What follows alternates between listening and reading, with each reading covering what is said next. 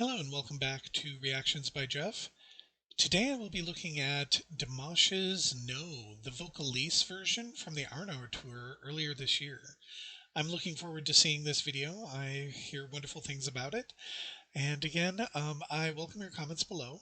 And if you like this video, please click like. And if you haven't subscribed yet, please click subscribe. Please click subscribe. I just want to let everybody know my birthday's coming up, and I do want to hit a 400 subscriber mark. So if you know any friends who'd be interested in watching any of my videos and subscribing to my channel, please let them know. But without any further ado, I'm going to get started.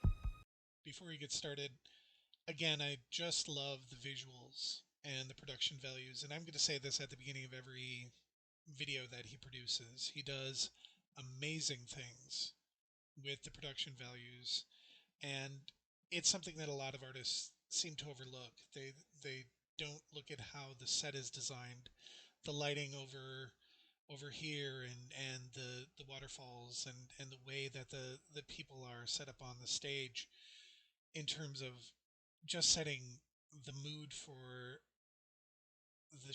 the performance that's about to happen.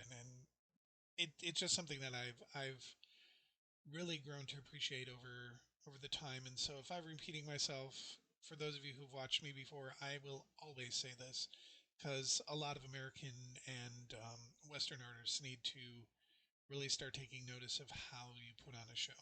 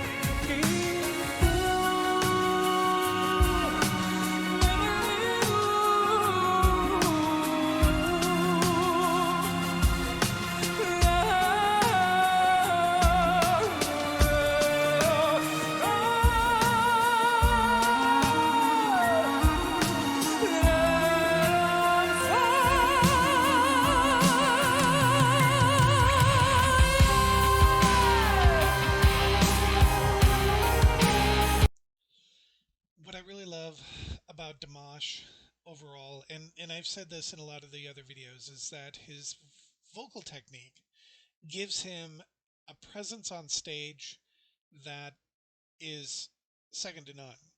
He sat there, and I want you guys to try this. I can't do this. I had knee surgery, so I can't do this. But what he was doing is he was scatting along with the melody of this particular song, and he was improvising and just enjoying the it's called a vocalise. So he's just using his vocals and scatting and doing all the stuff to catch the spirit of the song. And he's doing this cross-legged on a stage. I'd like people to try that. Your whole center of gravity is completely off because you're not grounded other than by your seat. And this is just one of those moments where it's him doing amazing things with his vocal technique, because that's a given. So now he can sit in front of the audience and just have a conversation with them through his scatting, through his vocals. And he doesn't have to be standing, and he doesn't have to be grounded, and he doesn't have to be thinking. He just does.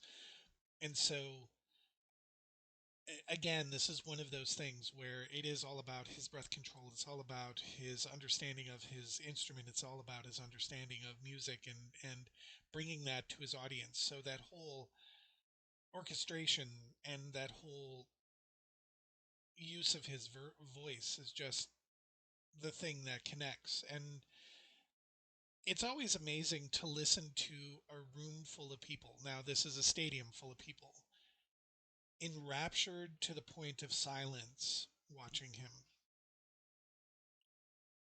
So I'm going to take it back a couple of seconds, and we're going to get back into this. But I just wanted to point that out, that over the past 3 minutes and 57 seconds of this video, he hasn't said a single word, and everybody's enraptured with what he has to vocalize. Vocalize. But it's just amazing to watch him do this sort of stuff. So I'm going to take it back a little bit so that we can get that climax, and then we'll get going.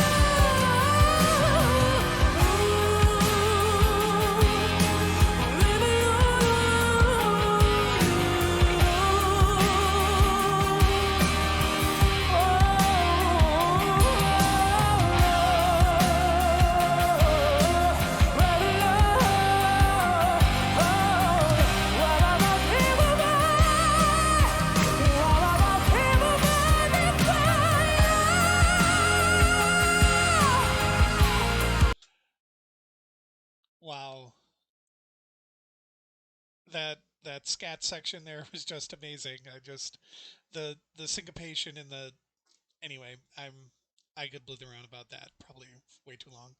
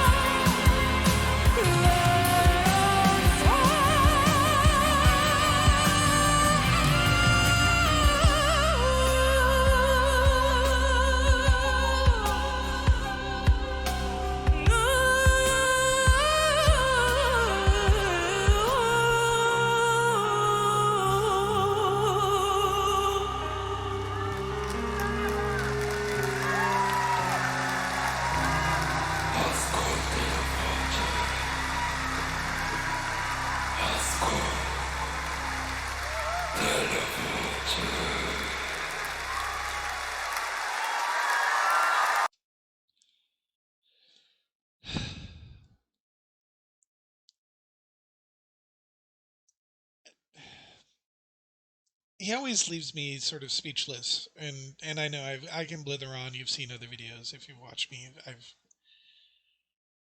he is and I always say this, he is this vocal rhetorician. He knows how to use the tools in his toolbox to effect the correct response from his audience. That is the true definition of rhetoric, is the use of language, however you want to define it, to bring out the desired effect in the audience. And that requires a lot of technique, and it requires a lot of understanding of the whole situation. That when he comes to the stage and when he sits down and starts practicing and learning his his songs and the things that he wants to produce, and he wants to connect with an audience, and he wants to bring them either into the scene that he is projecting, or he wants to vocalize out and just give the audience everything that they want, that sort of external version. So like in Love Is Like a Dream, he'll bring everybody into that little scene when he's sitting there in his burgundy suit, and we're in there with him. And in other songs like Your Love, he's expressing everything outwardly, and he's bringing everything out, and I just, it's one of these things where right here he's sitting down and he's wanting to bring everybody into the scene that he's creating, and he doesn't have to say words to do it. He can use the scatting and the trills and the runs and the melismas and all of those tools that he has to bring that about. There wasn't any vocal like super pyrotechnics here in terms of range. I would never ever want to attempt doing the runs and the melismas that he has done here. But the great thing about this performance is it's in its compactedness, because yes, there are notes that I can't hit, there are notes that other people can't hit in this performance, but it isn't that. It's way out of bounds in terms of what we know Dimash to do. I mean, we've seen Dimash hit really great low notes, and we've heard him hit these amazingly high notes. This here had a very compact range, but it was how he applied it, and that's why I call him a rhetorician, because he understands his musical toolbox enough to know just what he needs to do at any given point to draw the audience in, to win them over to his message. And like I said, that is the true definition of rhetoric. Well, at least that degree did not go to waste. But I this is how he succeeds, is he understands the tools that he has, and he's mastered the tools that he has, and he brings them to the table, and he wins the audience over by applying just what he needs to bring out that response from his audience. And it's something that when when I was singing karaoke and I was in choirs and stuff like this, it's understanding how to take a line and understanding how to take a word and understanding how to take a note and use it to an effect to bring out the emotion you think you want to bring out. And so the softness of a note, or the run, or the ability to make a hook, like in Love of Tired Swans. There's a part in the chorus that just turns, and being able to master that turn is what he and Laura Fabian do really, really well, is they understand the structure of the song in order to bring it about. And so again, he is the vocal rhetorician. Um, that's my take on him. There's other people who have other terminology for him, but to me, he's a rhetorician because he can bring an audience of 20,000 people, 30,000 people. I don't know how big his audiences have grown, but he can bring them to a dead silence. Nobody's talking in his songs. No one ever does. So I'm going to leave that at that. Again, if you like this video, please click like. If you want to subscribe, please click the subscribe button, click the notification bell. Um, Again, this is our community, so please use this as your sounding board with other people as well as me, and I'll do my best to interact with you guys. Like I said, my schedule's a little light. My birthday's coming up on August 24th. If you can share this around so that I can get up to 400 people by my birthday, that would be awesome. I know it's a big ask considering it's about a week away, but I'm looking forward to hearing from you guys what you have to say about everything. Um, and I do want to thank you for watching. And again, be safe.